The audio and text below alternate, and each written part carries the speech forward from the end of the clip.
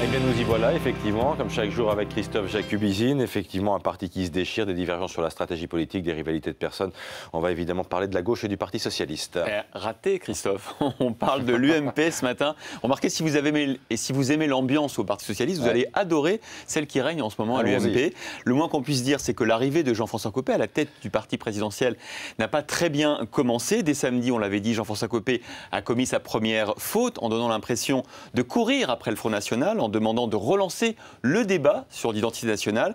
Et hier matin, règlement de compte au bureau politique, qui a lieu désormais, vous le savez, tous les mercredis à 8h30, avant le Conseil des ministres. Eh bien, les voix dissidentes à Jean-François Copé se sont largement exprimées. Du coup, Jean-François Copé a dû mettre un petit peu d'ordre dans les rangs et a confié à Marc-Philippe Daubresse, à Catherine Vautrin et Thierry Mariani une mission de réflexion sur la stratégie à conduire face au Front National et face au PS. On connaissait le principe des commissions, quand on veut enterrer un dossier. Eh bien, l'UMP, on a inventé les missions.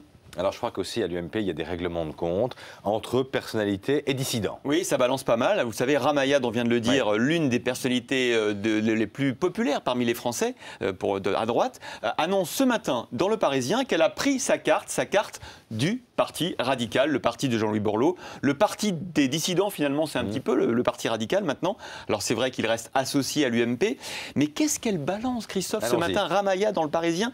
J'ai proposé de travailler sur les questions de cohésion sociale. J'attends toujours la réponse de la nouvelle direction de l'UMP. Entendez Jean-François Copé. Tout à la sécurité et la course avec le Front National, on en oublie de voir ce qui intéresse les Français.